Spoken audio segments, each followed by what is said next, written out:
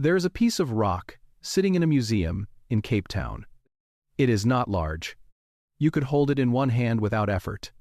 It is a fragment of silkrete, a sedimentary stone common along the southern coast of South Africa. And on its surface, someone has drawn a pattern. Cross-hatched lines, precise and deliberate, pressed into the stone with a tool held in a hand that was, in every anatomical sense, identical to your hand. The person who made that pattern lived approximately 73,000 years before the present. The drawing was found at Blombos Cave on the southern Cape Coast of South Africa. The research, establishing its age and its deliberate character, was published in the journal Nature in 2018 by a team led by Francesco D'Erico of the University of Bordeaux and Christopher Henshelwood of the University of Bergen. It is one of the oldest known examples of a human being making a mark that meant something, and it sits inside a story that is far stranger and far more unsettling than the object itself suggests. Because the record of human presence that surrounds that mark does something that no simple narrative of human progress can explain. It thins. In the places where we most want answers, it becomes uneven. In some regions, for stretches of time measured in thousands of years, it falls quiet in a way that is not the quiet of emptiness. It is the quiet of something that used to be there. That piece of silkrete, with its cross-hatched lines, was made before the quiet, and after the quiet. When the record returns, it is not identical to what came before. It is related. It is rebuilt. It is the fire coming back after burning very low for a very long time. This is the story of that fire. What nearly extinguished it? Who kept it burning? What was lost in the years when it burned lowest? And what it means that you are here tonight, in the unbroken chain of everything that survived. Settle in. Let your breathing slow. You do not need to hold on to anything. The past is a long way down, but we are going there together, and there is no reason to rush. That piece of silkrete has been waiting 73,000 years. It can wait a little longer. Chapter 1. The Last Fire. Begin with what was there before the quiet. Because the quiet only becomes strange when you understand what it interrupted. In the caves and rock shelters of southern Africa, beginning somewhere around 100,000 years before the present, human beings were doing things that reach across the distance of deep time and feel, against all reasonable expectation. Familiar. They were grinding red and yellow ochre into powder and mixing it with fat to make pigment that could be applied to skin. Researchers including Christopher Henshelwood and his colleagues have documented ochre processing workshops at Blombos Cave with equipment whose traces have survived across 100,000 years. Abalone shells used as mixing containers. Bone spatulas for stirring.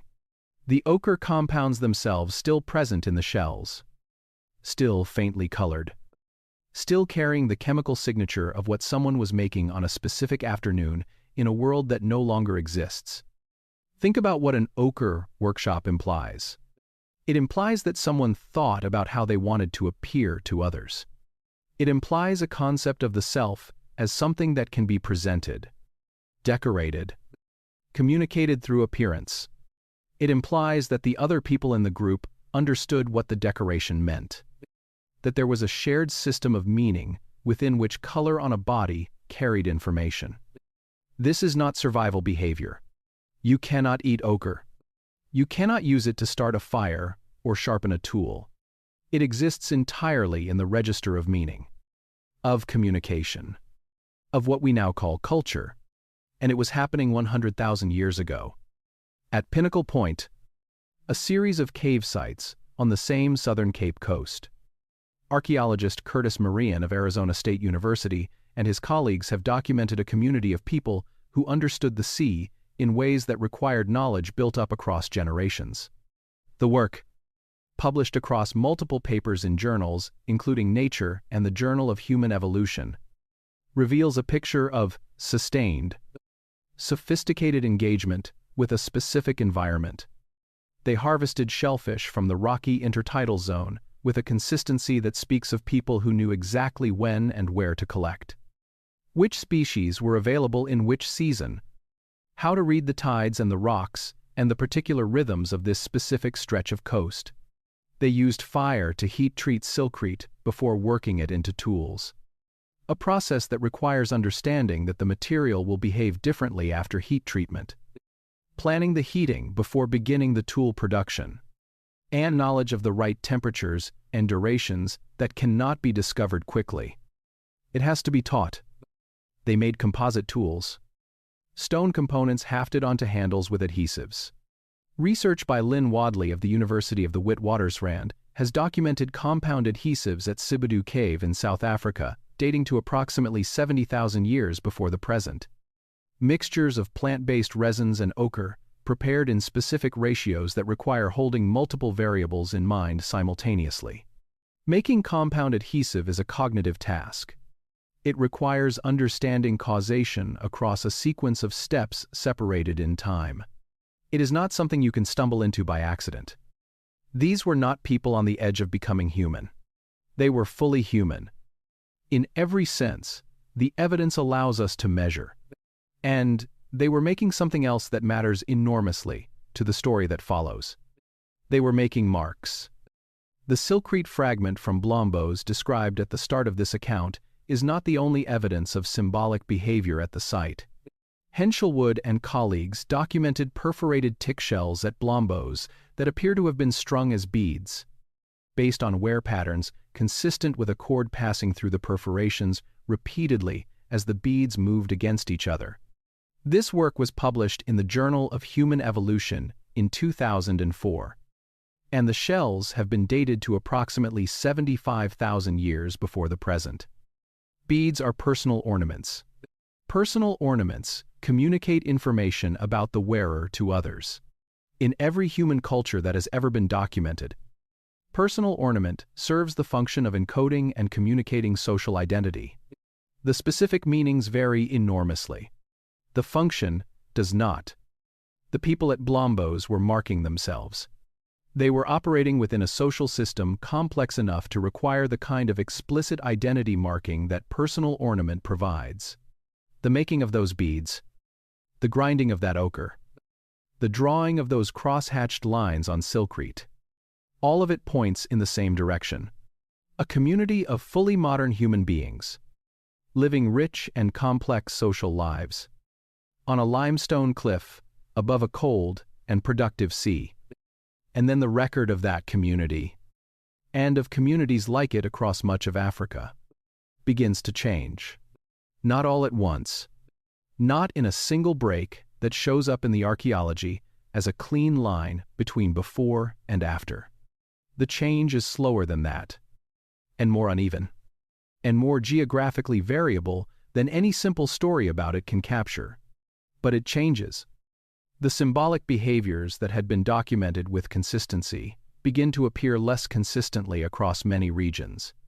The density of occupation evidence in datable layers decreases in sites that had previously shown sustained presence. The elaborate technical achievements, the compound adhesives, the heat-treated tools, the engraved geometric patterns, become harder to find across a span of time measured in thousands of years.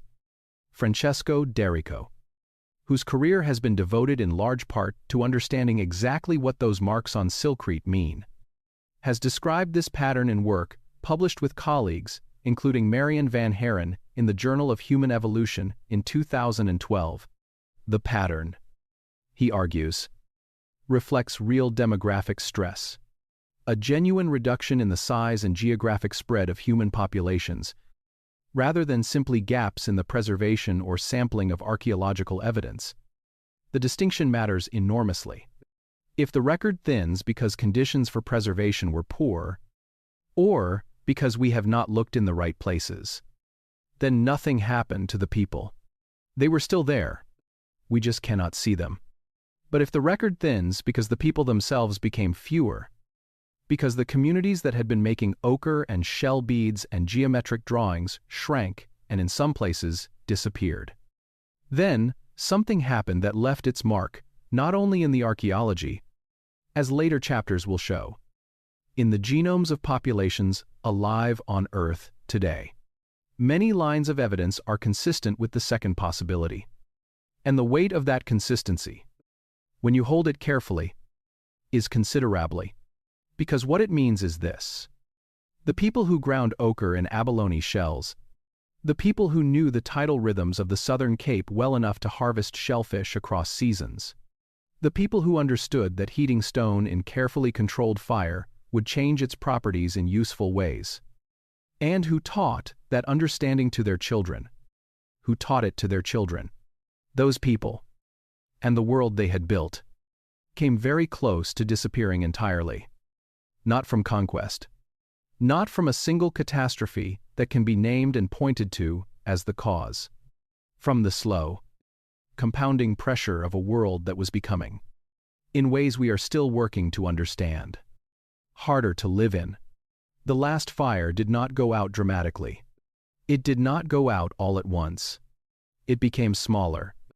And in some places, for a long time, it became so small that, from a distance of 70,000 years, across all the layers of sediment and silence that lie between that moment and this one, it is almost impossible to see. Almost, but not quite. And that almost is everything. Chapter 2. The Gap. There is a particular experience that archaeologists working on this period describe. Not often in published papers, but in the honest conversations that happen at the edges of conferences and in the long hours of field work. It is the experience of looking at a layer of sediment that should contain something and finding that it contains almost nothing. Not nothing in the sense of emptiness. The sediment is there. The cave is there. The geological conditions that would have preserved artifacts, if artifacts had been deposited, are intact. The layer can be dated. The preservation conditions were adequate. And yet, the human presence in that layer is thin. A handful of stone flakes where there should be hundreds. A single hearth where the layers above and below show sustained occupation. Evidence that someone passed through. Perhaps. But not evidence of anyone staying. This experience, repeated across dozens of sites in multiple regions of Africa, is what researchers mean when they describe the gap. And before we go further, here is a detail that tends to stop people when they encounter it for the first time. Researchers excavating at certain sites in southern Africa have found that the layers immediately below and above the gap are sometimes separated by what appears, in relative terms, to be a geological instant. Not centuries of gradual fading. A richly occupied layer. Then a thin one. Then occupation again. The speed of the thinning at some sites suggests something happened relatively quickly in demographic terms, even if that quickly still means thousands of years in human experience. What that means is that the people who left the last rich occupation layer and the people who left the first returning layer above the gap may have been separated by enough generations that neither group had any knowledge of the other. The returning communities were not remembering a world that had temporarily contracted. They were inheriting one they had never known. The word gap implies a clean edge on both sides, a before and an after, with a defined empty space between them. What the record actually shows is more unsettling than that. It shows a withdrawal, a fading, a world in which human communities that had been active and visible and behaviorally complex become, across thousands of years, increasingly difficult to find. Not everywhere, not all at once. Different regions show different patterns. Some sites have continuous sequences that span the entire period without obvious interruption. Others show dramatic absences that align with specific climatic events. What the record shows, taken as a whole, is not primarily a story about gaps in our ability to find evidence. It is a story about a genuine reduction in the people who were there to leave it. The paleoclimate of Africa during the period between roughly 100,000 and 60,000 years before the present was not a period of stable, gradual change. Peter Domenical of Columbia University's Lamont Doherty Earth Observatory has spent much of his career reconstructing the climate history of Africa using sediment cores drilled from the ocean floor off the African coast. In research published in Science and the Proceedings of the National Academy of Sciences, Domenical and colleagues have documented a continent that oscillated repeatedly between periods of relative moisture and periods of severe aridity, driven by changes in Earth's orbital geometry and the feedback systems of the global climate. Dust deposition in those ocean cores is a proxy for aridity on the continent. When Africa dries, more dust blows into the ocean. The cores show, for the period relevant to this story, repeated episodes of intense dryness, intense stress on the ecosystems that human populations depended on. The effect on human communities would not have been sudden or dramatic. It would have been cumulative. A dry year reduces the game. A second dry year reduces it further. A third forces communities to move or contract their range. A fourth finds them in places they do not know as well. Harvesting resources they have less skill with. Under the stress of having moved away from the accumulated place-specific knowledge that their survival had previously depended on. In population biology, a shrinking population tends to keep shrinking. The age structure shifts toward older individuals. The number of reproductive age adults decreases. The rate of decline accelerates even if the conditions that initially caused it begin to ease. When a community loses its elders to age and illness during a period of stress, it loses something that cannot be quickly replaced. Consider what an elder carries in a world without writing. The location of the seep in the rock face that only flows when the rainfall has been above a certain threshold in the past 3 months. The specific processing technique that makes a particular plant safe to eat. The movement patterns of the large game animals across a full seasonal cycle, calibrated to the specific conditions of a specific territory that took a lifetime to learn and cannot be relearned quickly by someone arriving as a stranger. None of this exists anywhere except in the mind of the person who knows it. When that person dies before they can transmit it, it does not diminish. It does not survive in a degraded form. It ends. In the same absolute sense that a fire ends when its last fuel is consumed. Richard Klein of Stanford University, whose work on the Middle Stone Age of Southern Africa spans decades and multiple foundational publications, has argued that the pattern of thinning in the record across this period is not primarily a preservation artifact. The thinning is real. The human population of Africa during this period was, in all likelihood, significantly smaller than it had been before, and significantly more concentrated in the places where survival was still reliably possible. Those places were few, and the most important of them faced south across a cold and productive sea. Curtis Marian's research at Pinnacle Point has established that the southern Cape Coast of South Africa offered something that the interior could not reliably provide during the worst of the climatic stress. The Benguela Current, a cold upwelling system that runs along the Atlantic and Indian Ocean coasts, supports extraordinary densities of marine life. Shellfish on the rocky reefs of this coast grow in numbers that would have provided a reliable caloric foundation even when terrestrial resources were deeply stressed. The sea does not drought, and so the people who knew the sea, who had spent generations learning its rhythms and its resources, had a margin that the people of the interior did not have when the climate turned against them. Not a comfortable margin, but a margin. In the brutal arithmetic of population biology, that margin was the difference between enough individuals surviving to maintain a viable group and not enough. The record thins across most of Africa.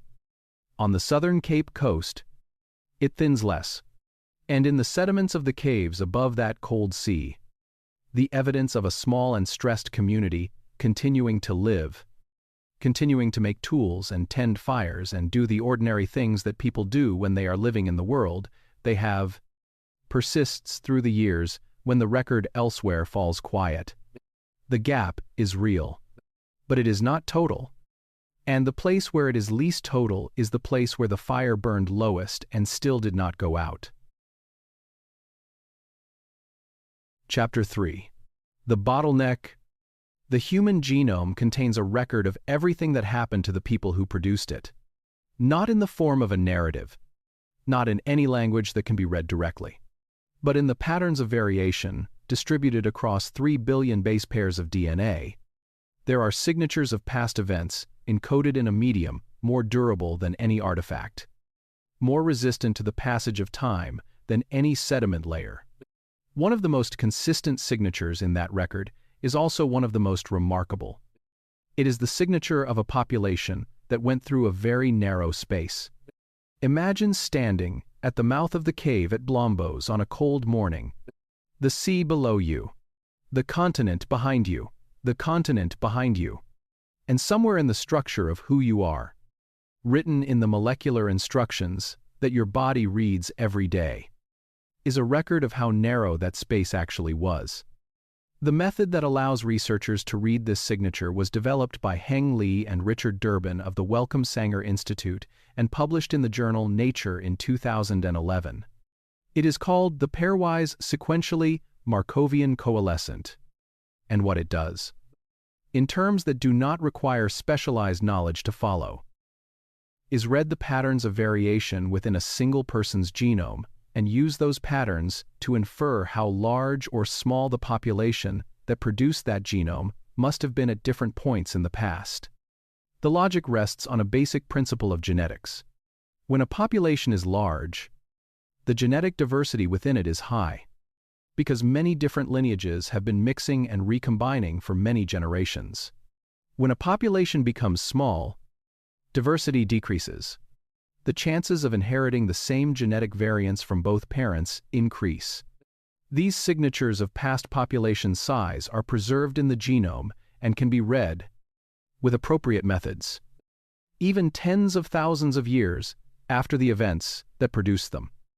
When researchers apply these methods to the genomes of people alive today, what they find, consistently across multiple independent studies using different methodologies, is a signal consistent with a significant reduction in human population size somewhere in the general time range of 50,000 to 100,000 years before the present. The signal is not subtle. Marcus Feldman, of Stanford University, and his colleagues, working with datasets that have grown steadily larger and more geographically comprehensive as genome sequencing has become more accessible, have contributed to a body of work showing that human genetic diversity is, compared to other great apes, notably low. A single group of chimpanzees living in a West African forest may carry more genetic diversity than the entire human population of Europe. This is not a statement about intelligence or capability. It is a statement about history. Many lines of evidence are consistent with the human lineage passing through a period of reduced population size that erased much of the diversity that had previously accumulated. How small did the population become? This is where the research becomes both more specific and more contested, and where honest engagement with the evidence requires acknowledging the limits of what the methods can tell us.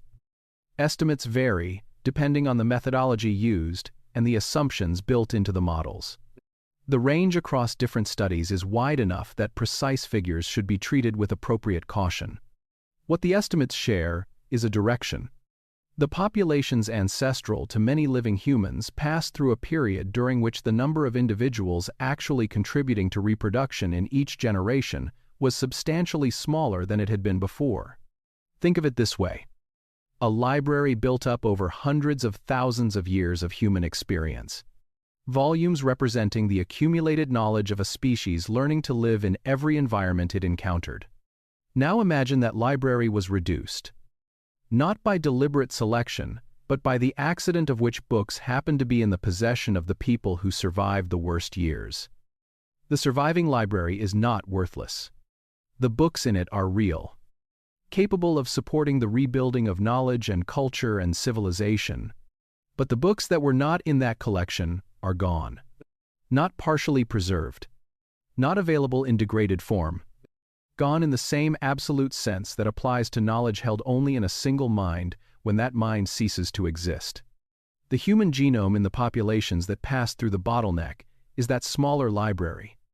It still contains everything needed to build a human being. But it contains less of the variation that had accumulated before.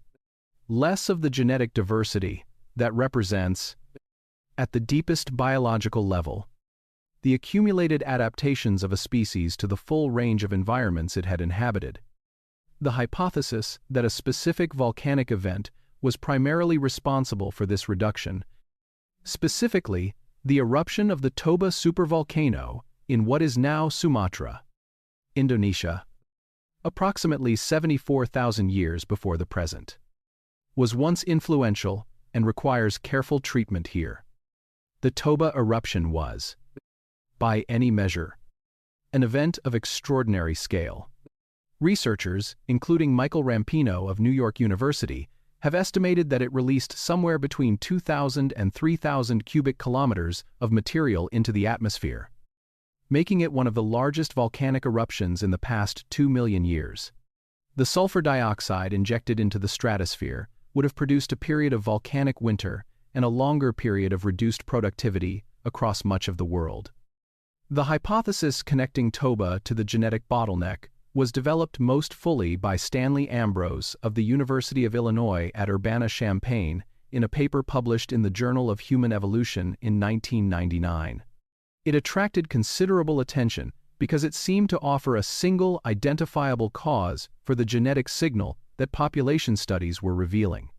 The problem is that the evidence for Toba as the primary driver has not held up well under subsequent scrutiny. Archaeological research at sites in India, published by Michael Petraglia of the University of Oxford and colleagues in Science in 2007, found stone tool assemblages above and below the Toba ash layer showing considerable continuity, suggesting that the human populations in that region survived the eruption without the catastrophic disruption. The hypothesis predicts similar evidence of continuity has been found at sites in southern Africa. The current position of most researchers is that Toba may have been one stressor among several during an already difficult period.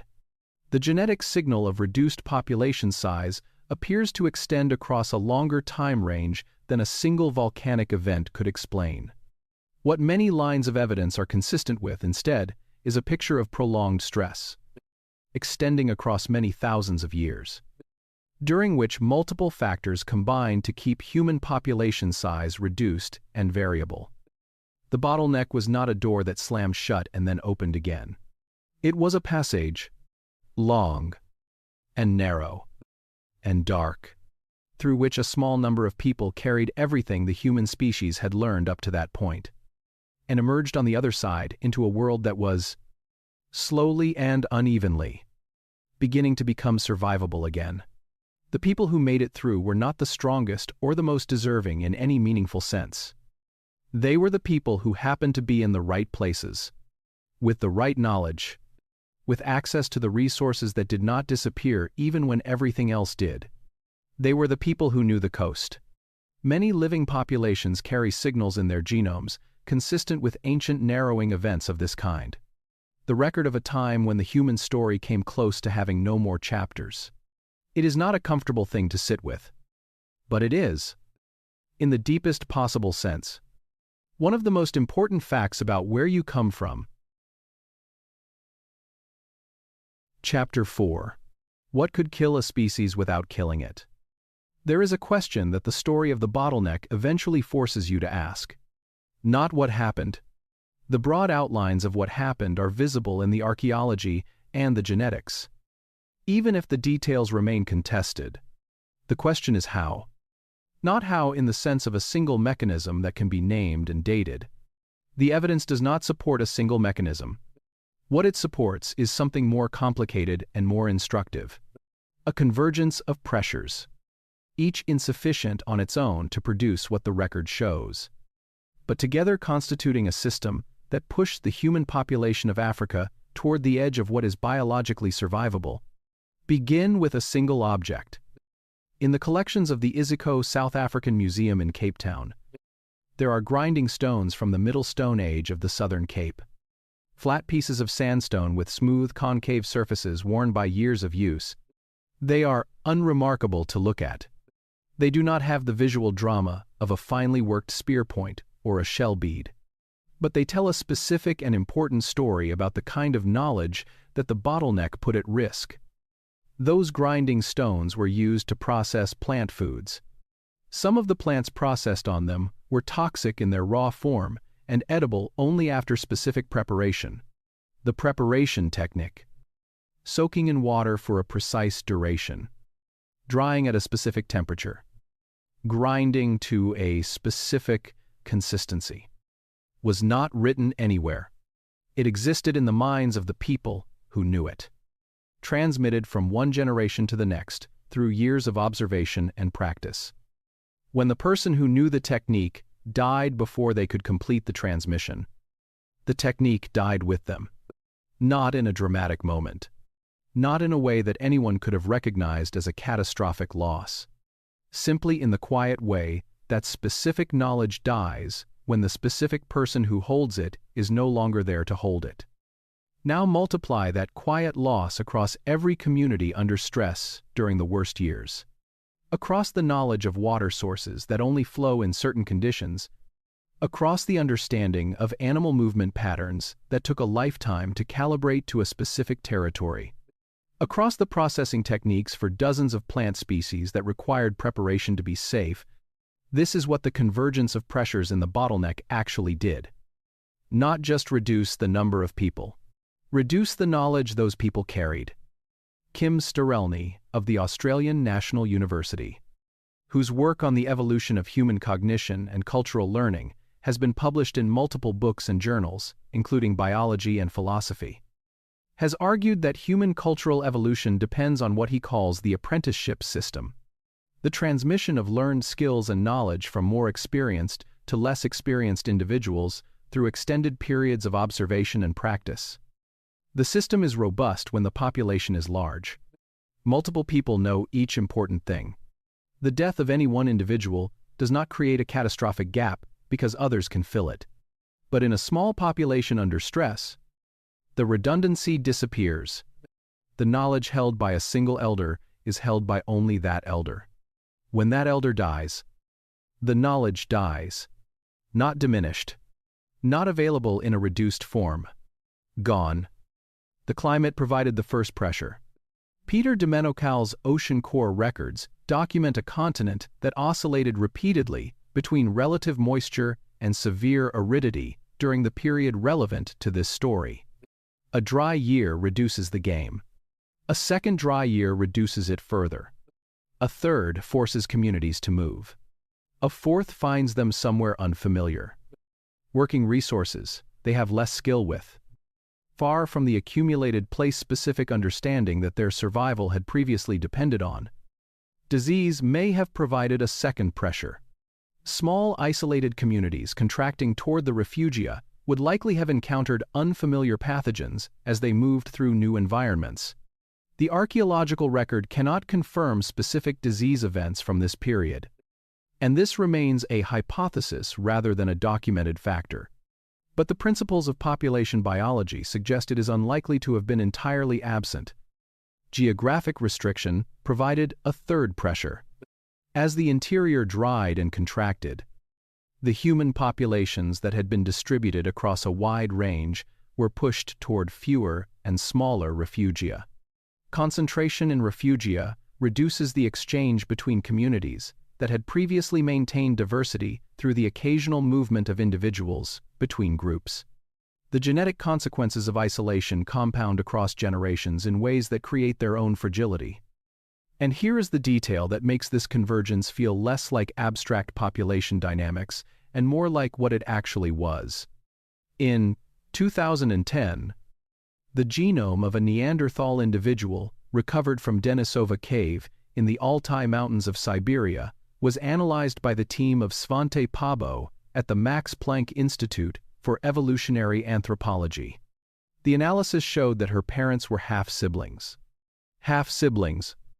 The group she came from was small enough and isolated enough that close relatives were producing offspring together, not by choice in any meaningful sense, simply because the pool of available mates had contracted to the point where the ordinary distances that human communities maintain between related individuals were no longer possible to maintain.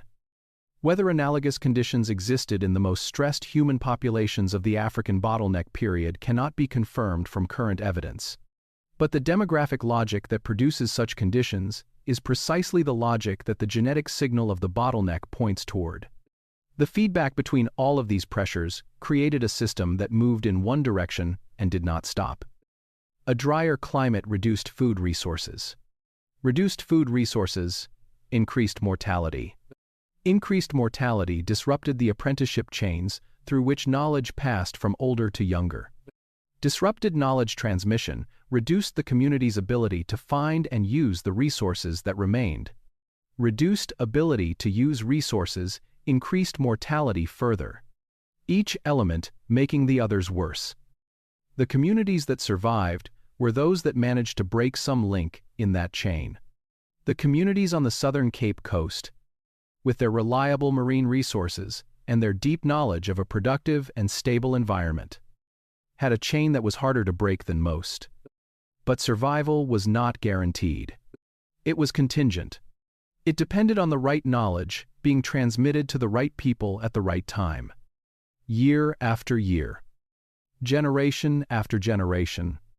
Across a period of difficulty that lasted not for a single human lifetime, but for thousands of years. Think about that timescale for a moment.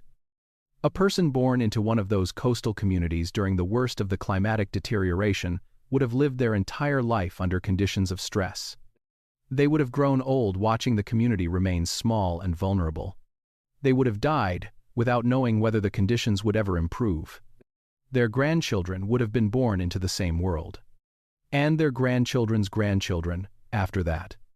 The improvement, when it came so slowly that no individual living through it could have perceived it as improvement. The game became slightly more reliable. The rains came slightly more consistently. And the communities that had survived, the worst of it began, very slowly, to grow. Not because anyone decided to grow. Not because anyone understood that the crisis was ending. But because the basic biological process of human reproduction, when the caloric input is sufficient and the mortality rate is not catastrophically elevated, produces more births than deaths. And more births than deaths, compounded across enough generations, is everything. Chapter 5. The Survivors. Put yourself on a beach. Not the beach you are imagining right now. A different beach. The southern Cape Coast of South Africa. The same narrow shelf of rock above the same cold sea. But 70,000 years before the present, give or take the uncertainties that attend any date from this period. And those uncertainties are real and should not be papered over with false precision. The community you are imagining is small. Not a village. Something closer to an extended family. Or several extended families connected by kinship and the practical necessity of occasional cooperation. Perhaps a few dozen adults. Perhaps somewhat more. Everything that community knows exists in the minds of its members. There is no archive. No redundant copy stored elsewhere. The accumulated understanding of how to live on this specific coast, built across generations of observation and practice and teaching, lives only in the people who are alive right now, in this season, in this place. And what those people are doing. When you look carefully at the evidence from Pinnacle Point and Blombo's Cave and the related sites that researchers have been excavating and analyzing for decades, is more than surviving. They are living, in the full sense of that word. Curtis Marion and colleagues. In work published across multiple papers, including a foundational contribution to current anthropology in 2010, have documented systematic shellfish harvesting at Pinnacle Point, showing patterns of species selection consistent with people who understood the dynamics of the intertidal resource they were working. The species collected were predominantly those that grow quickly and reproduce reliably. The sizes collected suggest harvesters working across a range rather than simply taking the largest animals available, which depletes a population most rapidly. Whether this reflects deliberate management in the modern sense, or the accumulated behavioral wisdom of a community that had learned over generations which harvesting patterns produced reliable long-term yields, is a question the evidence cannot answer with certainty. The distinction may matter less than it appears. A community that has harvested the same reef for generations. That has watched what happens when harvesting is too intensive and what happens when it is more restrained. That transmits the behavioral patterns associated with good long-term outcomes through the apprenticeship system. Is practicing something that functions like management, whether or not it is conceptualized as such. They knew this coast. They knew it the way you can only know a place when your survival depends on understanding it across generations. And they were doing something else. Among the finds at Blombos Cave, Henshelwood and colleagues documented perforated tick shells worn as beads, based on wear patterns consistent with a cord passing through the perforations repeatedly. Small silkrete pieces with geometric engravings, the processing equipment for pigment production, the abalone shells used as containers, the bone spatulas used for mixing, still carrying residue after 75,000 years. Beads communicate. In every human culture that has ever been documented, personal ornament encodes and communicates social identity, group membership, relationship. The specific meanings vary enormously across cultures. The function of marking and communicating who you are within a social world does not. The people at Blombos were marking themselves. They were operating within a social system complex enough to require that kind of communication. They were living in a world of meaning, as well as a world of resources. Now hold that image against the demographic reality.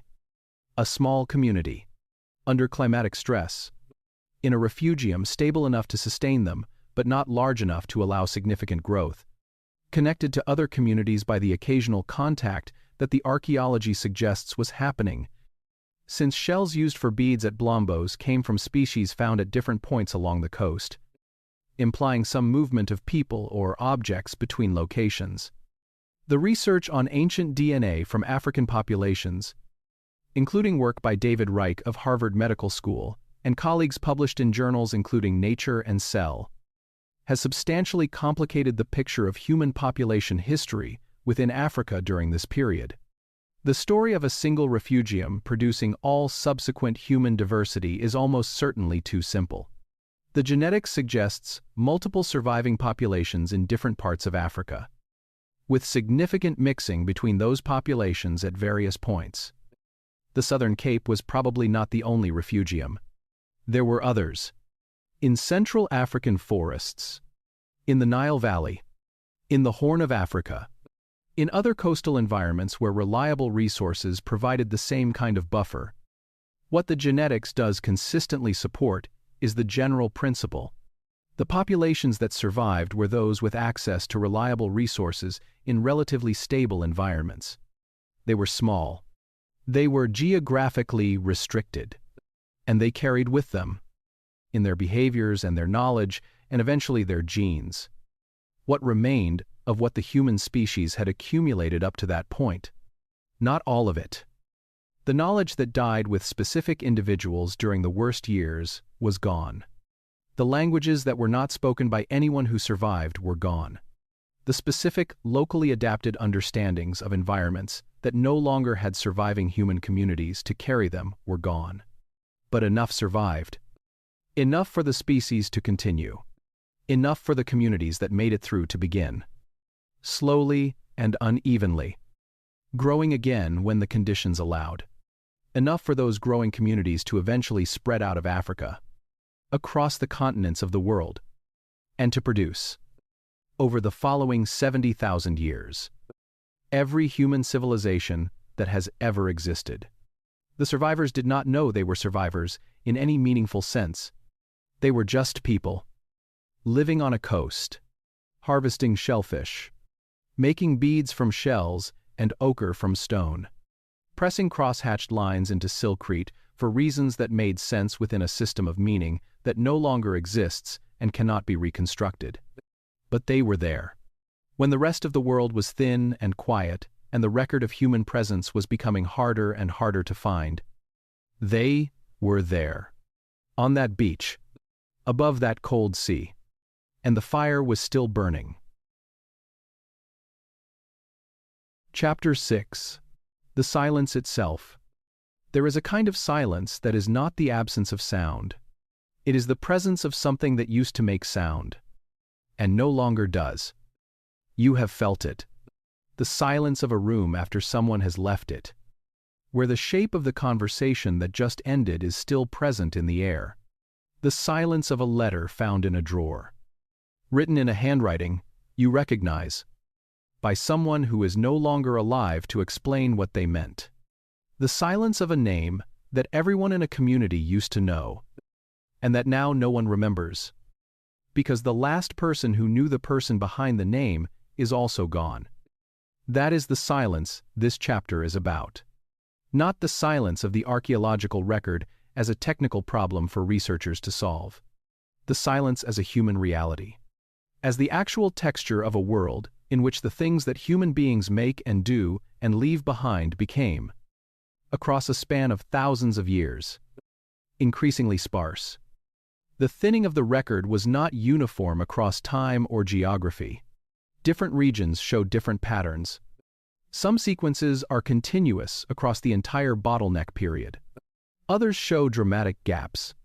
What can be said with reasonable confidence is that across a span of time measured in tens of thousands of years, centered roughly on the period between 80,000 and 50,000 years before the present, the evidence of elaborate human behavior becomes significantly harder to find across much of Africa.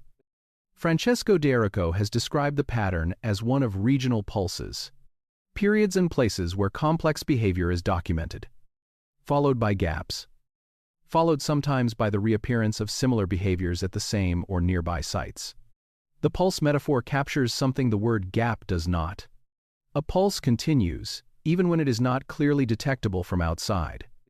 The human presence in Africa during the bottleneck period was like that.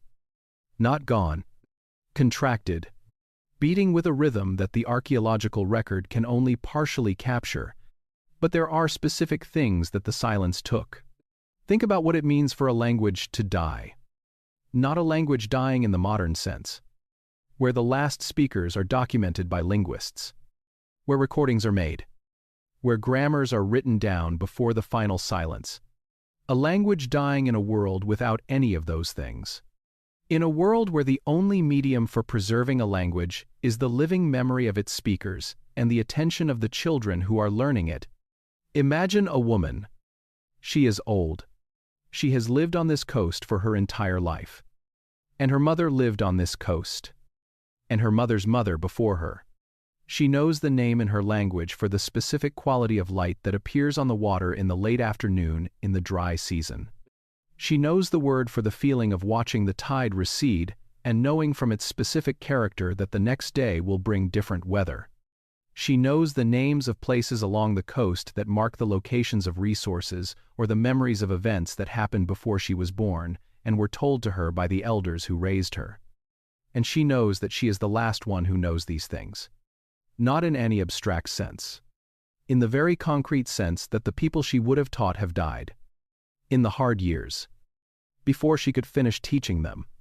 The language is still perfectly functional in her memory. It exists in her. Complete and intact. And it will end with her. Not because anyone chose to end it. Not because of conquest or suppression or deliberate destruction. Simply because the chain of transmission that would have carried it forward was broken by the same forces that broke so many other chains during the worst years. Languages are not simply different ways of saying the same things. They are different ways of organizing and experiencing the world. Stephen Levinson of the Max Planck Institute for Psycholinguistics has documented, in extensive research on spatial cognition and language. That speakers of languages using absolute spatial reference, languages where direction is always expressed in terms of cardinal points rather than relative terms like left and right, show measurably different spatial cognition from speakers of relative reference languages. The Gugu Yimithir language of Australia is one of the most studied examples. The difference is not superficial. It shapes how space is perceived, remembered, and navigated across a lifetime. That is the kind of cognitive tool that lives inside a language. Not metaphorically. Structurally, in the grammar and the vocabulary and the conceptual distinctions that the language makes available to its speakers, the languages lost in the bottleneck were not simply different ways of saying the same things. They were different cognitive tools, different bodies of knowledge about specific environments and specific relationships and specific ways of being human in specific places. And they are gone in a way that no recovery effort can address. Because they left no written record, no recordings, no grammars. They left nothing except the thinning of the archaeological record during the years when the communities that spoke them were disappearing. Johanna Nichols, of the University of California, Berkeley, in work on the rate of linguistic diversification, has estimated that the human species may have been speaking substantially more languages before the bottleneck than the approximately 7,000 documented in the world today. Let that number sit for a moment. 7,000 languages exist today. Every one of them a different architecture for human experience. Every one of them containing things that cannot be fully translated into any other, and the diversity visible today may be a fraction of what existed before the worst years. The bottleneck did not only thin the population, it thinned the world of human thought. With each language that was lost, specific ecological knowledge went to ethnobotanical knowledge. The detailed understanding of the medicinal and nutritional properties of local plant species is encoded in the names and processing instructions and seasonal guidance that a language carries for the plants of a specific environment. When the language dies, this knowledge does not transfer automatically into the next language its speakers adopt. It becomes harder to transmit, more likely to be lost in the gap between what the last fluent speaker knows and what their children can access. The silence of the bottleneck is full of that kind of loss. Not the dramatic loss of monuments or famous works. The quiet, absolute loss of knowledge that existed only in minds and in the languages those minds spoke. Knowledge accumulated across hundreds of thousands of years of human experience in specific environments and specific communities. Gone in a way that is qualitatively different from the losses of recorded history. When a library burns, the texts in it may exist in copies elsewhere. The knowledge that was lost in the bottleneck had no copies. It had no backup. It existed in the minds of the people who carried it. And when those people died without transmitting it, it was gone as completely as a fire that has consumed all of its fuel. Now consider what was lost that was not knowledge in the informational sense. Think about the woman on the coast again. The one with the language that will end with her. She has a favorite place on the reef where she goes in the early morning when the tide is right. The light at that hour comes from the east, across the water, and hits the surface of the pools in a way that she has known her whole life and has never been able to describe fully, even in her own language. Because some things resist description, even in the language that fits the world most closely. She has a memory of her mother teaching her to read the behavior of certain shellfish as an indicator of coming weather. The memory includes not just the information but the texture of the morning it was transmitted, the smell of the low tide, the quality of her mother's attention when she was teaching something she considered important. None of this is recoverable. Not the cognitive tool, not the memory, not the texture of the relationship between a mother and a daughter on a specific coast at a specific hour 70,000 years ago. The silence of the gap is full of exactly that texture, multiplied across every community that shrank below the threshold of survival, across every language that ended with its last speaker, across every piece of knowledge that lived in a single mind and did not survive the passage. We acknowledge it now, tens of thousands of years late, with the imperfect tools of a species that was not there and cannot fully imagine what was lost. But the fact that we try, the fact that we build the methods and spend the decades of careful work to recover even a partial picture of what happened and who was there, says something about what kind of species we are. We are the species that almost was not, and we have not entirely been willing to let that go. Chapter 7. The Return. Something changed around 70,000 years before the present. Not a single event. Not a moment that can be fixed to a specific date and pointed to as the turning point. Something slower than that, and more uneven, and more geographically variable than any clean narrative can capture. But something changed. The archaeological record, which had been thinning across much of Africa for thousands of years, begins in certain places to show a different pattern. Not a dramatic reversal. Not a sudden flowering that announces itself with unmistakable clarity. Something quieter than that. A return of consistency where there had been absence. A return of complexity where there had been simplification. The record was coming back. And understanding what that return means requires looking carefully at the specific forms it took. Because the return was not simply the restoration of what had existed before. It was something new. Built on what survived. Shaped by the passage through the bottleneck in ways that are themselves part of the story. Begin with the still bay industry. The still bay is a complex of stone tool technology and associated behaviors documented at sites across southern Africa. Named after a coastal site where its characteristic artifacts were first identified. The technology has been dated to approximately 77,000 to 71,000 years before the present. Based on work by Zenobia Jacobs of the University of Wollongong and colleagues published in Science in 2008. The characteristic artifact of the still bay is a leaf-shaped bifacial point, worked on both faces to produce a symmetrical form with a precision that requires considerable skill and a clear mental image of the desired end product maintained across many stages of reduction. Making a still bay point is not something you can do without having learned to do it. It requires instruction. Practice. The internalization of a sequence of decisions that the process demands at each stage. The still bay is also the moment in the record most closely associated with the Blombos Silkrete drawing and the shell beads described in earlier chapters. It is the period when symbolic behavior and technological sophistication appear together most richly in the Middle Stone Age of southern Africa.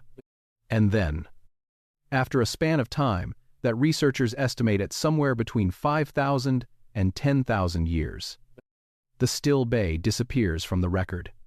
It is followed, after a gap whose precise duration is itself uncertain, by a different technological complex called the Howissans Port, named after a site in South Africa's Eastern Cape. The Howissans Port has been dated to approximately 66,000 to 59,000 years before the present.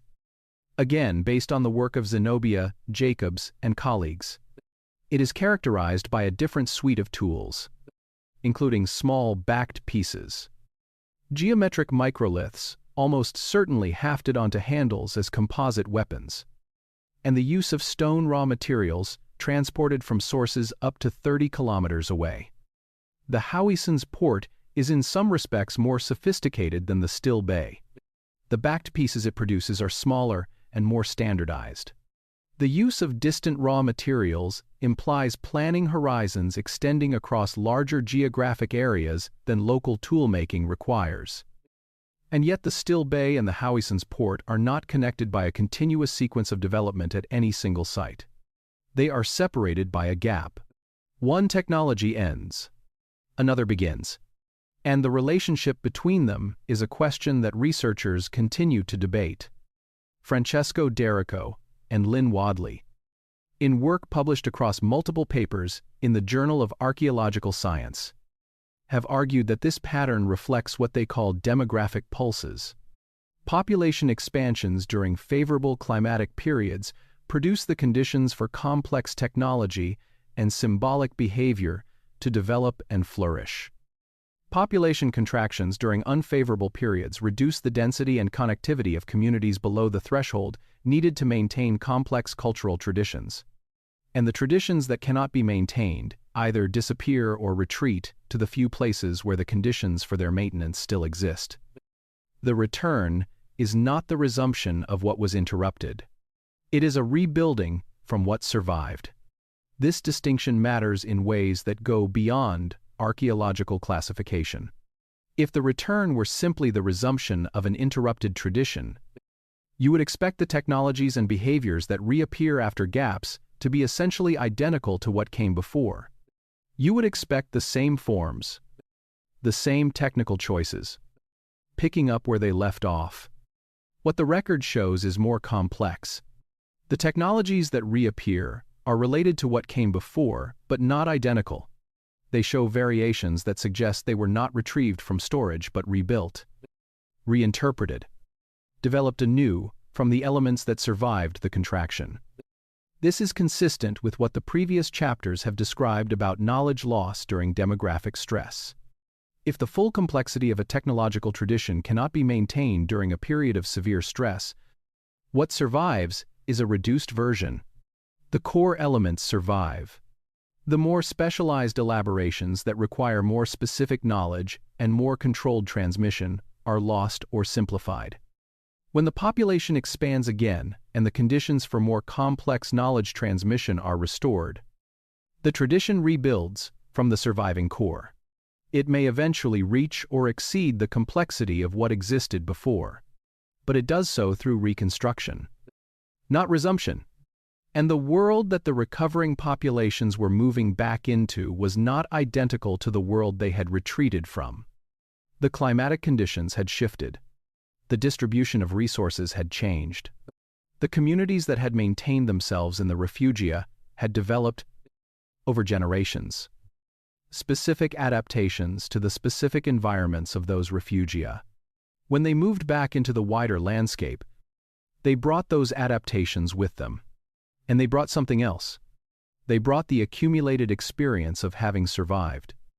A community that has lived through generations of resource stress, that has developed and maintained the behavioral strategies that allowed it to continue when conditions were at their worst, has a body of knowledge and behavioral flexibility that a community that has never faced such stress does not have.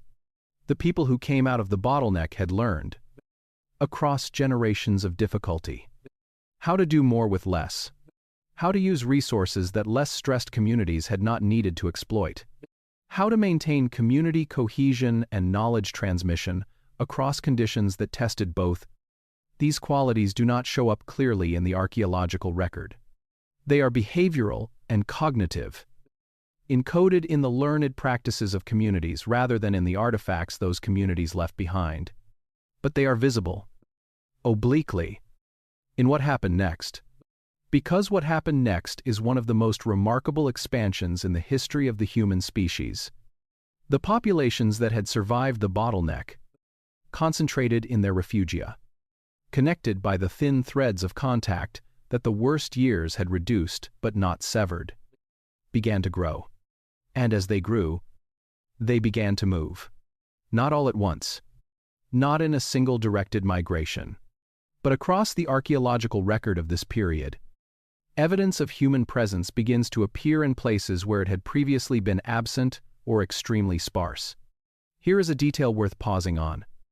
Researchers studying the tools left by early populations moving along the southern coastlines of Asia have found that new resources and new environments appear in the toolkit with a speed that speaks to the resilience of the capacity they had maintained.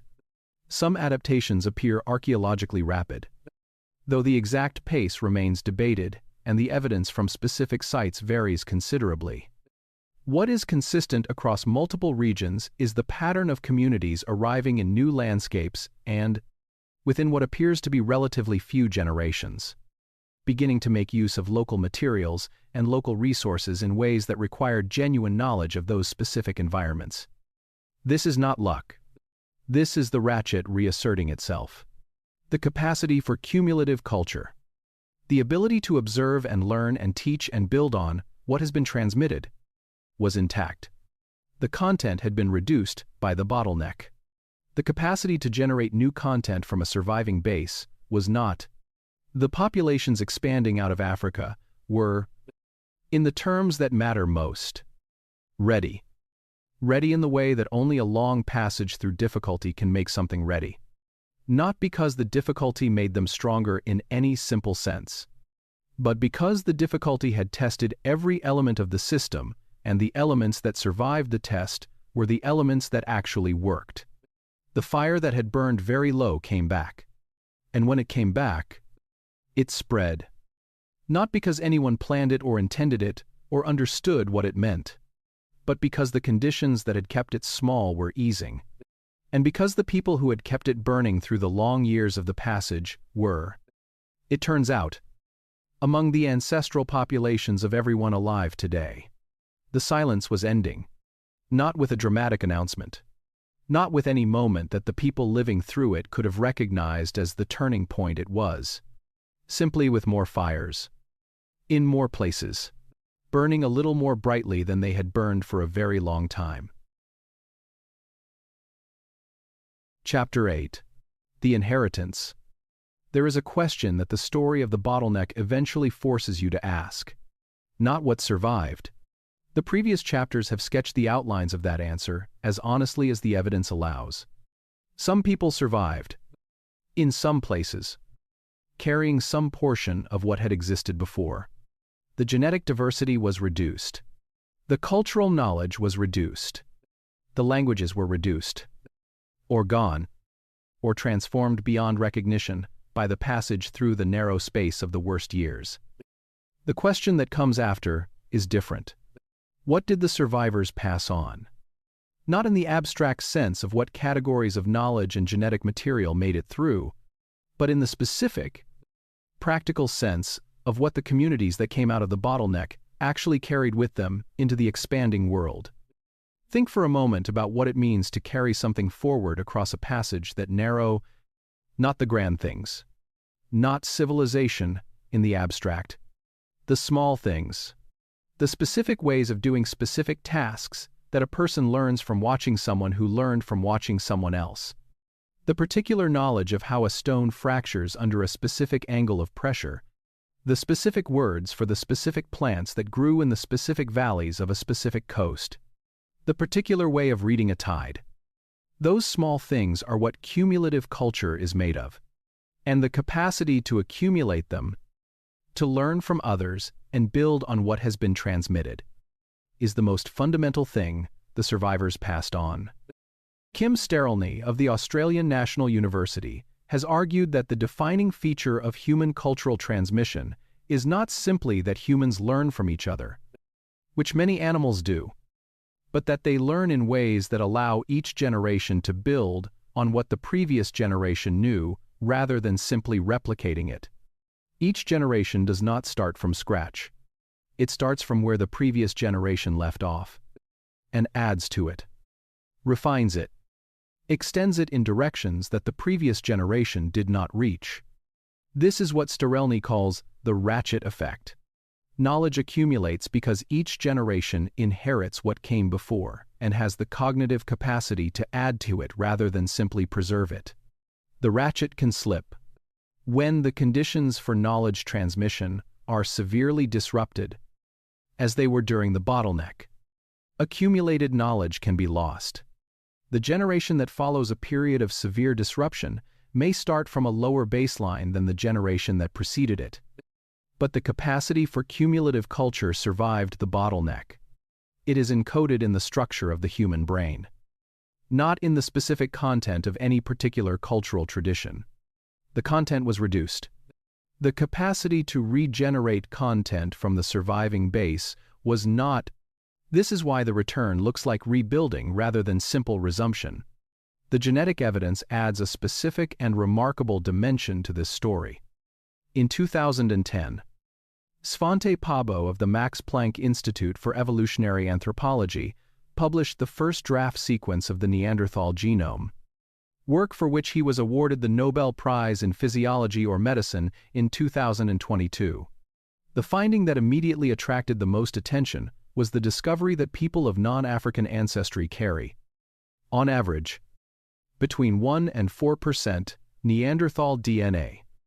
The populations that left Africa after the bottleneck, moving through Western Asia and eventually spreading across the rest of the world, encountered Neanderthal populations that had been living in Europe and Western Asia for at least 300,000 years, possibly more. The two populations interbred. The genetic contribution of those encounters is present in the genomes of billions of living people today. The Neanderthal DNA that persisted is not randomly distributed across the modern human genome. A study published in Science in 2011 by a team including Laurent Abi-Rached and Peter Parham of Stanford University found Neanderthal-derived variants in a cluster of immune genes called the HLA system, the human leukocyte antigen system, which plays a central role in the body's ability to recognize and respond to pathogens. The Neanderthals had been living in Europe and Western Asia for a very long time. They had evolved responses to the pathogens of those environments across hundreds of thousands of years. The modern humans who arrived in those environments after the bottleneck were newcomers. The Neanderthal immune variants they acquired through interbreeding may have provided a significant advantage in the new pathogen environments they were entering. Several of these Neanderthal-derived immune variants are present in modern non-African populations at frequencies higher than would be expected if they were simply neutral genetic remnants. The elevated frequencies suggest these variants were useful. The people who carried them may have survived and reproduced at higher rates than people who did not. The people who came out of the bottleneck were helped, in part, by the genetic inheritance they acquired from a different kind of human being. The work of researchers, including Brenna Henn of the University of California, Davis, and Sarah Tishkoff of the University of Pennsylvania, has established that genetic diversity decreases systematically with geographic distance from Africa. Populations in sub-Saharan Africa have the highest genetic diversity of any human populations on Earth. Populations in Europe and East Asia have less. Populations in the Americas and Oceania have less still. This pattern, called the serial founder effect, reflects the way the expansion happened. Each time a subgroup moved into new territory, it carried with it only a portion of the genetic diversity present in the population it came from. The further a population moved from Africa, the more founder events it had passed through. The people who eventually colonized Europe, Asia, Australia, and the Americas carried a reduced genetic toolkit, but a fully functional one, and they carried the cognitive and behavioral capacities that had allowed their ancestors to survive, one of the narrowest passages the species appears to have survived. The archaeology of the period immediately following the out-of-Africa expansion shows populations moving through new environments and adapting with a speed that confirms what they were drawing on was cultural rather than narrowly genetic. Populations that reached Australia by approximately 65,000 years before the present. Based on evidence reported by Chris Clarkson of the University of Queensland and colleagues in Nature in 2017. Work that remains subject to ongoing scholarly discussion had crossed open ocean to do so. Populations that reached Europe around 45,000 years before the present moved into an environment dramatically different from anything their immediate ancestors had known. They adapted. The ratchet was turning again, fully, building on the surviving base, extending what had been reduced during the worst years. Many things contributed to what came after. The specific environments those populations entered, the other human lineages they encountered, the climatic conditions that shaped each region differently, the contingencies of survival in dozens of specific places across tens of thousands of years. The inheritance from the bottleneck survivors was one part of a long and complicated story, but it was the part that made all the other parts possible. It was the capacity to keep going. And the descendants of the survivors, in the 70,000 years since the bottleneck began to ease, have not stopped. All of it descended, in an unbroken chain of transmission and building. From the people who sat above a cold sea on the southern coast of Africa and kept the fire small but burning through the years when the world could barely sustain them. The inheritance is everything that came after. Chapter 9. What we almost lost. This chapter begins with a thought experiment. Imagine a version of this story in which the margin was slightly smaller. Not dramatically smaller. Not a world in which some additional catastrophe obliterated the surviving communities entirely. Simply a world in which the conditions were marginally worse. The Benguela current shifted slightly, reducing the productivity of the southern Cape reefs by enough to matter. The climatic oscillations were slightly more severe, leaving slightly less time between the dry episodes for populations to recover. A disease moved through the southern African refugia at the wrong moment, in the wrong season, when the community was already at its most reduced. In that marginally worse world, the communities that maintained themselves through the worst years might have fallen below the threshold of viability. The fire might have gone out entirely. What would have been lost? The symbolic behavior documented at Blombos and Pinnacle Point. The silkrete drawings, the shell beads, the pigment workshops, appears in the record before the bottleneck and then becomes significantly harder to find during the worst of the thinning. When it reappears, in the Still Bay and the Howisson's port, and eventually in the extraordinary flowering of symbolic behavior associated with the expansion out of Africa. It is not simply the same thing, resuming where it left off.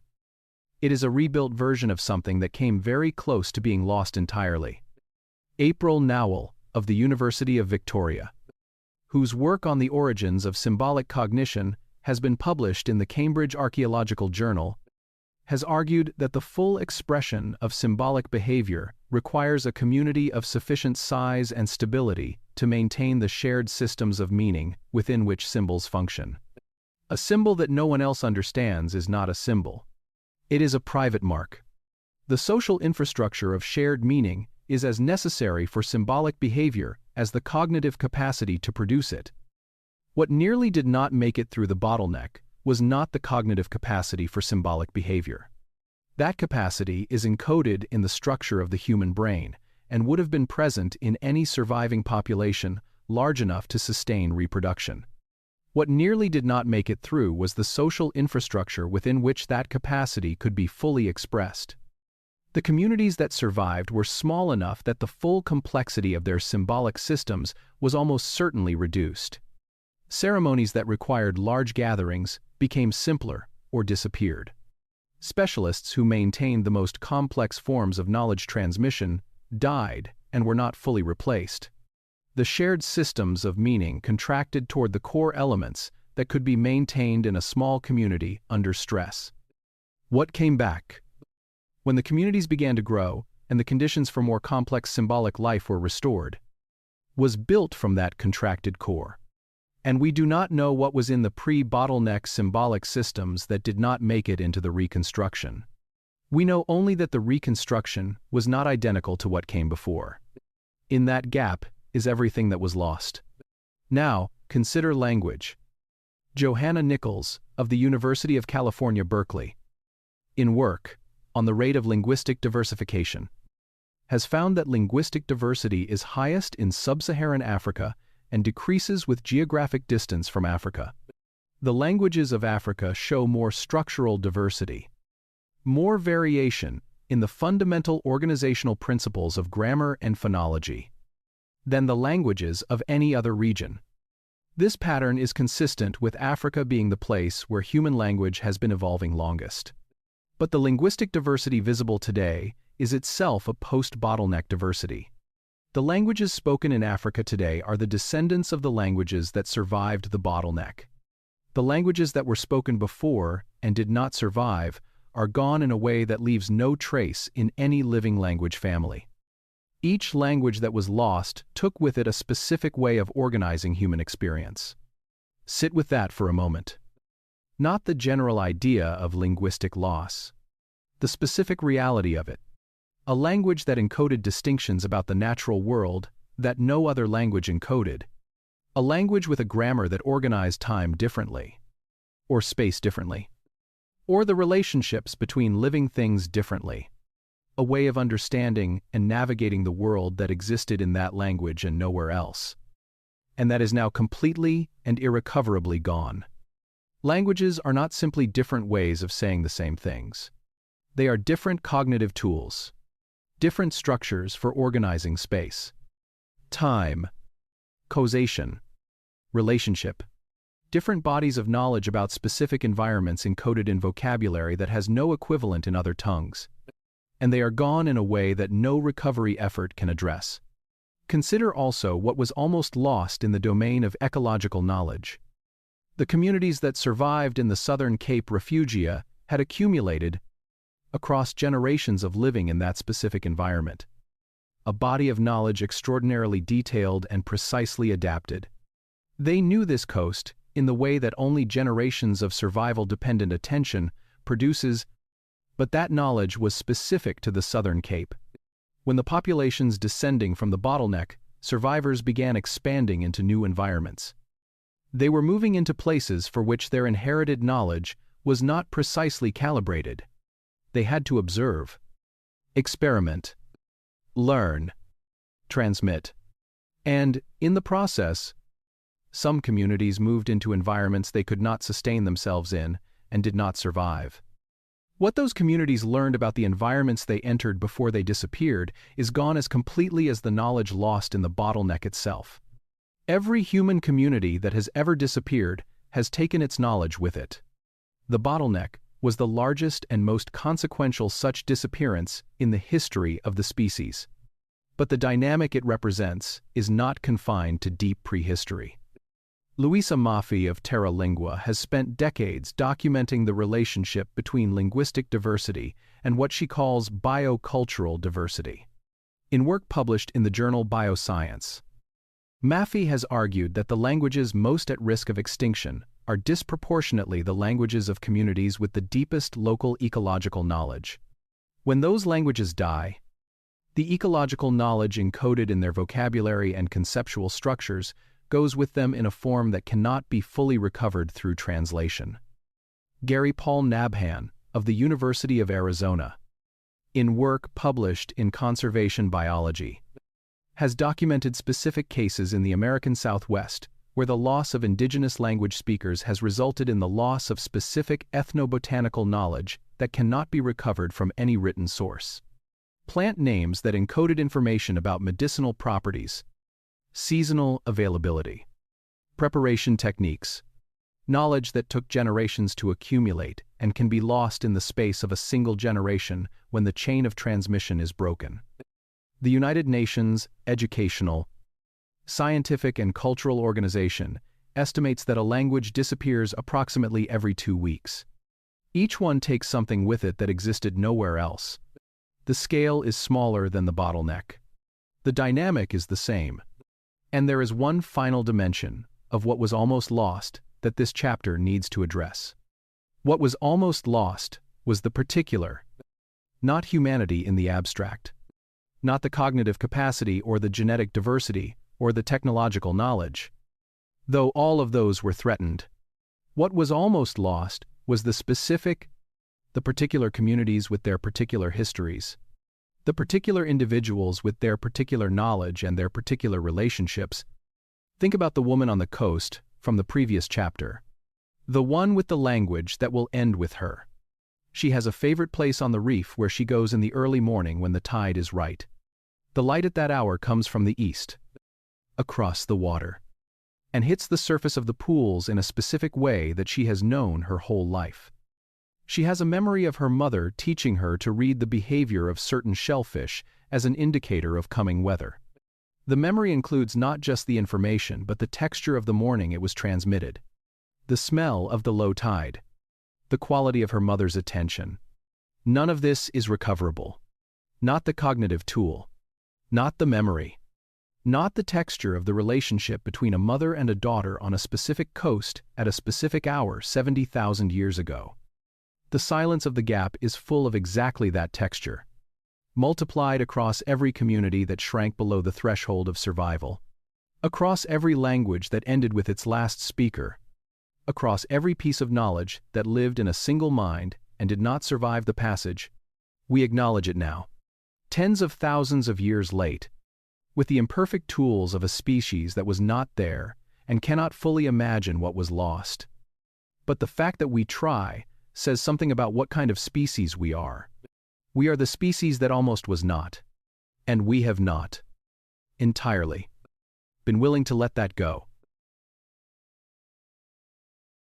Chapter 10. The tools that came back different. Start with a grandfather. He is sitting with his grandson on a flat rock above the shore. And he is teaching the boy how to make a tool, not by explaining it in words, though words accompany the lesson, by doing it slowly and letting the boy watch, and then watching the boy try, and correcting the specific movements that need correcting. The grandfather learned this from his own father, who learned it from his father before him. The chain of transmission stretches back further than anyone in the family can name, and along that chain, accumulated across generations of teaching and watching and correcting, is a body of knowledge about how stone behaves that goes well beyond what any individual could have discovered on their own in a single lifetime. The grandfather knows not only how to make the tool, but why each step in the process works. He understands the material. He can read the grain of a piece of flint and know, before he strikes it, where it will fracture and where it will resist. He can adapt when the usual raw material is not available. He can improvise. His grandson will learn most of this. But there are things the grandson will never quite master to the level the grandfather has.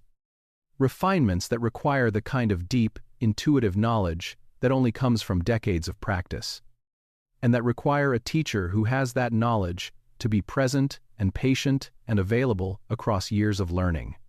Now, imagine the chain of transmission was interrupted. Not broken entirely, bent severely. The grandfather died when the boy's father was still young, before the transmission was complete. The father learned what he could from what he remembered and from watching others. But some of the most refined techniques were approximated rather than mastered. The grandson is learning from a teacher who is himself working from an incomplete transmission. By the third generation, the tools are still functional. They cut and scrape and pierce with adequate effectiveness. But the most refined techniques, the ones that distinguish the grandfather's work, are present only in degraded form. Not because anyone forgot them in any simple sense. Because the chain through which they were transmitted was interrupted at a moment of stress, and the interruption compounded across generations. This is what the archaeological record shows in the post-bottleneck stone tool assemblages of Africa. Not the loss of tool-making, the loss of refinement. Michael Chazan of the University of Toronto, whose work on lithic technology and its relationship to cognitive and social evolution has been published in journals, including the Cambridge Archaeological Journal and the Journal of World Prehistory, has argued that stone tool complexity in the Middle Stone Age of Africa shows repeated patterns of elaboration and simplification that correlate with demographic and climatic fluctuations. The elaboration happens when population density is high enough to support the extended apprenticeship periods needed to transmit complex technical skills.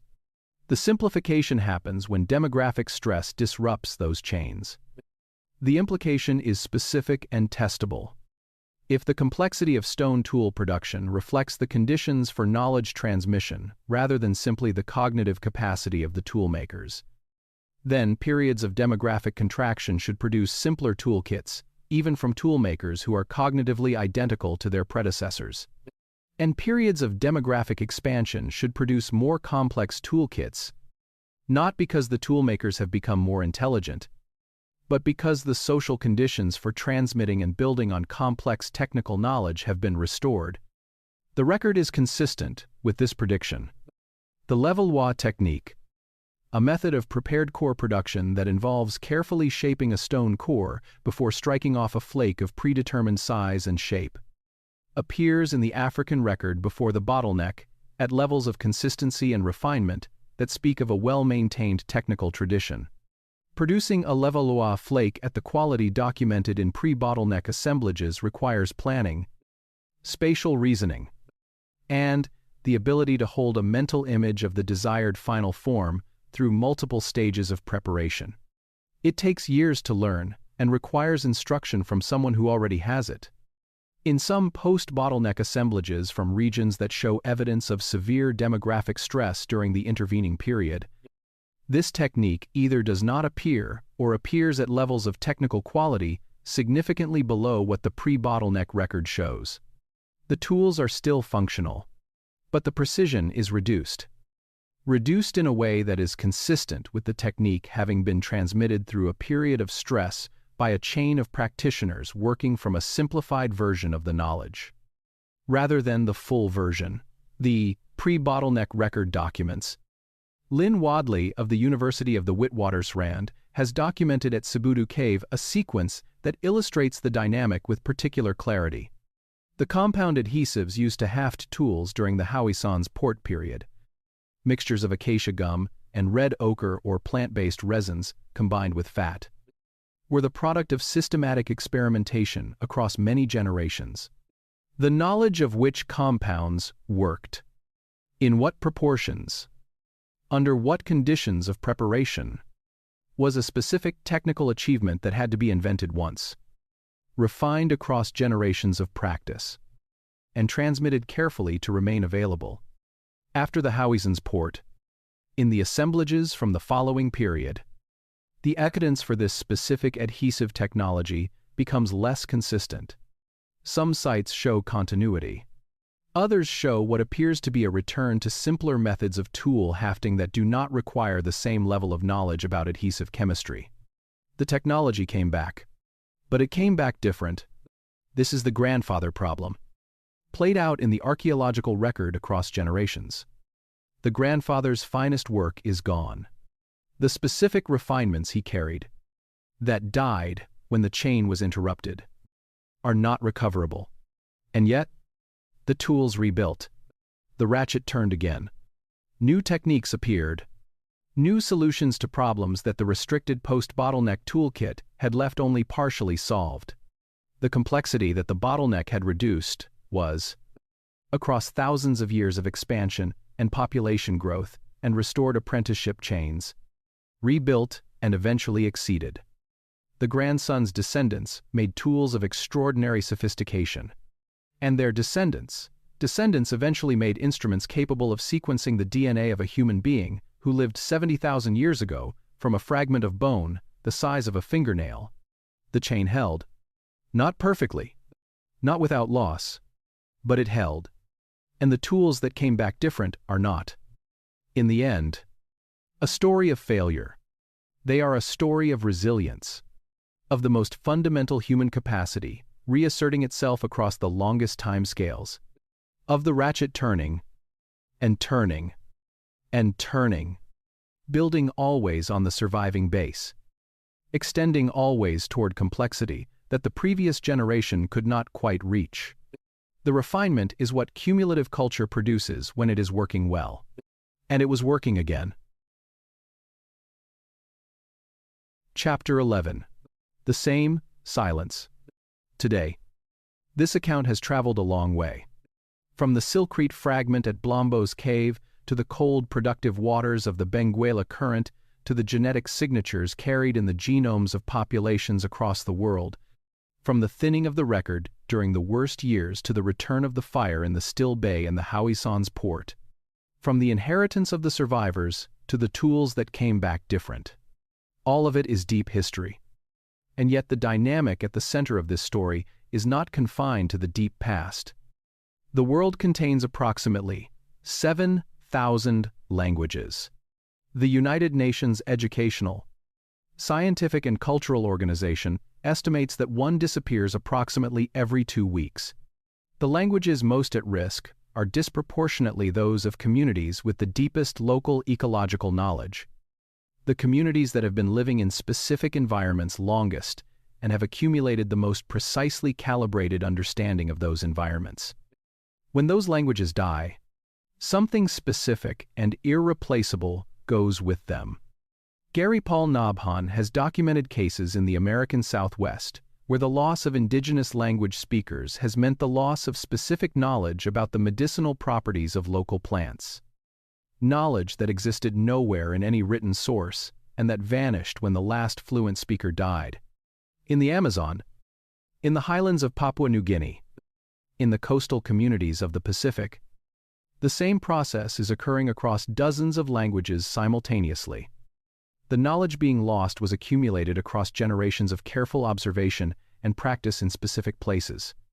It is the same kind of knowledge that the Bottleneck survivors carried on the southern Cape Coast. Knowledge that exists only in living minds and in the languages those minds speak. Vulnerable to exactly the same forces that made the bottlenecks so devastating. The breaking of the transmission chain, at the moment when it is most needed. The scale is smaller. The dynamic is the same. Think about the woman on the reef from Chapter 6. The one whose language will end with her. The one with the memory of her mother's voice on a specific morning by the tide. She is not only in the deep past, she is present today in every community where the last fluent speaker of a language is growing old and the young people around them have moved toward the language of the wider world. In every village where the elder who knows the names of the plants and the behavior of the animals and the reading of the weather is the last one who knows. And the knowing will end with them. The chain of transmission is the most fragile thing the human species has. And it is the most important, because, without it, the ratchet stops turning. The knowledge that took generations to accumulate does not pass forward. The library that exists only in living minds closes. Quietly, without ceremony. When the last person who holds it is no longer there to hold it. The fire does not maintain itself. It has to be tended. Not passively. Not by assuming that what exists today will still exist tomorrow simply because it exists today. Actively, through the work of transmission, the teaching and the learning and the passing forward of what has been received. Generation after generation. Across all the disruptions and all the narrow passages that every future contains. The bottleneck survivors did not know they were keeping a fire that would eventually reach every corner of the world. They were just tending their fire. Because that is what you do when something matters. You tend it, not because you know its full significance, not because you can see how far the light will eventually reach, but because the fire is there, and the night is cold, and the people around you need the warmth, and the only thing to do is tend it. Chapter 12. The Fire That Came Back. Go to Blumbo's cave. Not tonight. Not in any literal sense, that the hour or the distance would allow. But follow the thought there. Because this story began in a specific place, and it belongs to end in one. The cave is still there. It sits on a limestone cliff above the southern Cape Coast of South Africa, facing south across the Indian Ocean toward Antarctica. A dark opening in pale rock above a narrow beach. The sea below it is the same sea that was below it 73,000 years ago, when someone sat inside with a piece of silkcrete and pressed cross-hatched lines into its surface with a tool held in a hand identical to yours. The cliff has not moved. The cave has not moved. The view from the cave mouth, looking south across open water toward a horizon that offers nothing between this shore and the ice at the bottom of the world, is the same view it has always been. Christopher Henshelwood, of the University of Bergen, has been excavating at Blumbo's since 1991. The work continues. Each season adds to the record. Each new analysis of existing material adds to the understanding of what the people who lived here were doing and what it means for the broader story of human origins. The cave is patient. The sediments are patient. And what the record in those sediments shows, when you stand back far enough to see its full shape, is a story of fire. Not metaphorical fire. Actual fire. Documented in the hearths of the occupation layers. In the heat-treated stone tools, in the ochre, processed near heat sources and mixed in abalone shells. Actual fire, tended by actual people, across thousands of years of occupation, of this specific cliff, above this specific sea, and then, in the layers that correspond to the bottleneck period, the fire becomes harder to find. The record thins.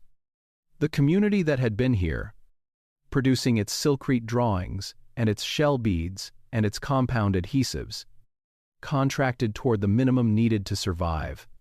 The fire did not go out, but it burned very low, and then, in the layers above the thinning, it comes back.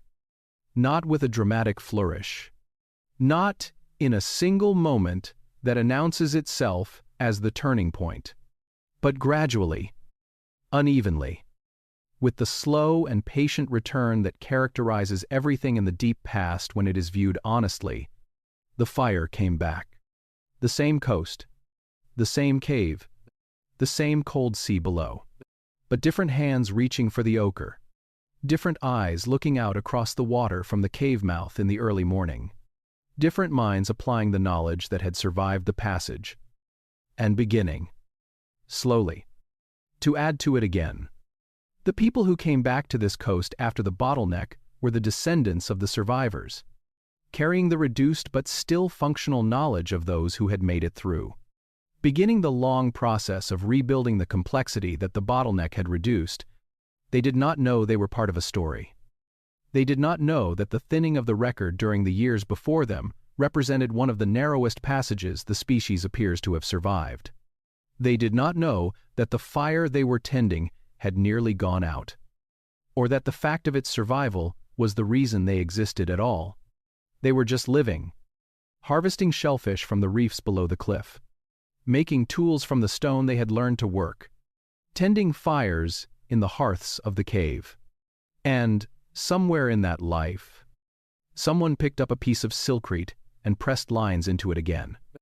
Not because they knew that the tradition of doing so had nearly been lost, not because they were consciously restoring something the bottleneck had reduced, but because the impulse to make a mark, to press meaning into a surface, to communicate something through a pattern that others would see and understand, is one of the things the human species does when the conditions for doing it exist. The conditions existed again, and so the marks were made.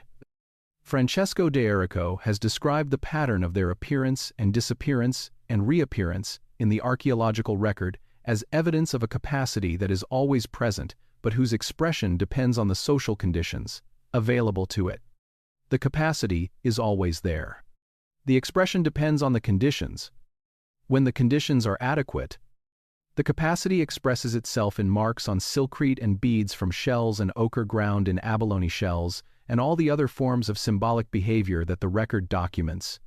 When the conditions are disrupted, the expression is reduced. But the capacity does not disappear. It waits for the conditions to be restored. And when they are restored, it returns. The fire that came back at Blombo's cave was not a new fire. It was the same fire, tended through the worst years by the people who had enough margin to keep it burning, passed forward to the hands of their descendants, who carried it out of the refugia and into the expanding world. The same fire that eventually reached Europe and painted the caves of Lascaux with animals of extraordinary naturalistic precision. The same fire that developed the navigational traditions of Polynesia that crossed 64 million square miles of open ocean without instruments. The same fire that allowed Svante Pääbo and his colleagues to read the genome of a Neanderthal from a fragment of bone. That allowed Zenobia Jacobs and her colleagues to place the still bay industry at 77,000 years before the present. That allowed Curtis Marian and his colleagues to document the shellfish harvesting practices of the people who kept the fire burning during the worst years. The same fire that tonight, in some laboratory or excavation trench, somewhere in the world, which is still trying to understand what happened in the dark years, and who was there, and what they knew, and what was lost. We have been doing this for a very long time, reaching back, trying to recover, trying to understand what came before and what was lost in the passage, and what it means that we are here at all. The impulse to reach back is itself part of the inheritance. It is what the capacity for cumulative culture looks like when it turns its attention to its own history. When the ratchet that has been turning forward for 70,000 years pauses and asks, not what comes next, but what came before. What came before is the silence. The long, patient, full silence of a world in which the fire burned very low. And the people who kept it burning, whose names we do not know, whose languages are gone, whose specific knowledge of the specific world they lived in is gone as completely as the sound of the waves they heard each morning from the cave mouth above the cold sea. But whose fire we are still tending, right now. In every laboratory where someone is applying new methods to old sediments, in every community where someone is teaching what they know to someone who does not yet know it, maintaining the chain of transmission that the bottleneck so nearly broke. In every language class where a young person is learning the words their grandparents spoke, in every excavation trench where a researcher is kneeling in the sediment with a soft brush, uncovering the edge of something that has not been seen in 70,000 years. In every mind that holds this story tonight and feels, in the dark, before sleep, the weight of all those years pressing gently against the present moment. They were here, on that beach, above that cold sea, under that particular quality of southern African light, and, through the worst years, when the world could barely sustain them, they kept the fire small but burning, because that is what you do. Not because you know the fire matters beyond the circle of warmth it throws, not because you understand the weight of what you are carrying forward, but because the fire is there, and the night is cold, and the people you love are gathered around it, and the only thing to do is tend it. The piece of silkrete with its cross-hatched lines is still in a museum in Cape Town. The cave above the sea is still there. The cliff is still there. And the fire, which came so close to going out in the years when the world was at its most difficult, is still burning in you tonight. So, as you drift off, let this be what you carry into sleep. Not fear, and not grief, but something quieter than both and more durable than either. The knowledge that you are here because someone kept the fire burning when the world could barely sustain it. That the particular human being you are exists in an unbroken chain of transmission that passes through one of the narrowest passages. The species appears to have survived and comes out the other side. You are the fire that came back. And somewhere tonight, on a narrow beach below a limestone cliff on the southern coast of Africa, the same sea is still moving against the same shore, in the same darkness that it has been moving against for longer than the human story has existed. Pascient, present, full of the silence of everything that was there, and nearly was not, and survived. The past is patient. It has been waiting 70,000 years. It can wait a little longer. Sleep well. Good night.